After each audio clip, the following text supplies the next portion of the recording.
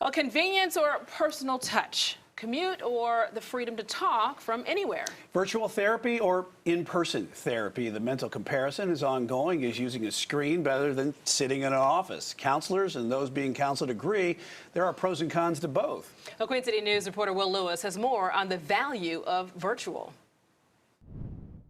In 2020, when the pandemic hit, more people began seeking therapy for mental health issues, and therapists knew a virtual option was on the horizon. About 3% of our sessions were held virtually, right? And then the global pandemic happened and 100% of our sessions were held virtually. 2 years later, and virtual counseling is still a popular choice. Counselors working at Thriveworks and Presbyterian Psychological Services in South Park say 60% of clients prefer virtual meetings. With virtual counseling, it's easy to grab a phone, computer, or tablet. But does receiving help via a screen accomplish the same thing? I mean, I don't know if it'd be the wave of the future. I certainly think that's going to be, this is here to stay, and virtual is going to be a part of the landscape of our lives, I think, moving forward. Mental health counselor Daniel Miles says he does both to accommodate clients.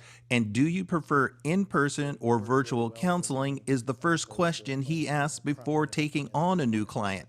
He prefers in-person. I mean, for me, that's a big part of the therapeutic process. When I'm connecting with my clients, or with my therapist when I'm the client, like that's an important part of how I feel that human connection. It just so happened for me that I reached out for therapy while the pandemic was kind of in full swing. So I really had no choice but to do it virtually. Small business owner Delaney Moore says running a business, other social issues during the pandemic, like the murder of George Floyd, led him to his current counselor. It's a big step because according to the CDC, African Americans are less likely to seek counseling. 25% of Black people seek mental health treatment when needed, compared to 40% of white people. Virtual therapy was a way to get help in a community where many look down on those seeking help.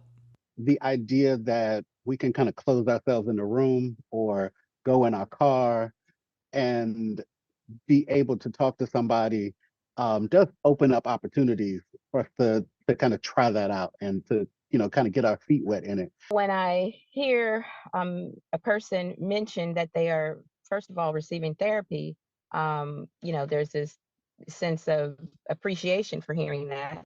Dee Dee Blackman says virtual appointments fit her schedule, and like Moore, it opened up a conversation many were afraid to have. I have other family members who are also receiving virtual support, and so having that connection is convenient, as well. So I'm grateful for that convenience.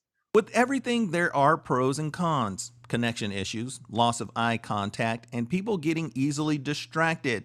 But if a person is in a remote location, or maybe searching out a specialist not in their immediate area, virtual has been key. It put therapy in every single person's home who wanted it. And I think that is going to continue. We're going to continue to see people who need virtual therapy and many people who prefer to have in-person therapy. Clinicians are also continuing with caution.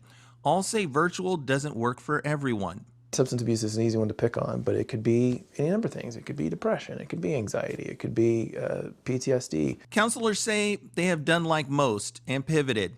They know there is value in virtual and will continue to give people the best option possible. And so I just think that it's a great option for people to be able to have, so that it doesn't feel like their lives are being put on display in any kind of way.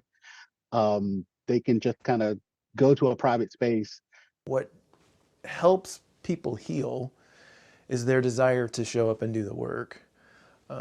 And if they're signing on virtually because they want to do the work, we can find a way to do that work. Clinicians say finding a way to do the work is key, and those going to therapy virtually say they would stop going if the option was no longer available, something healthcare workers say they don't want.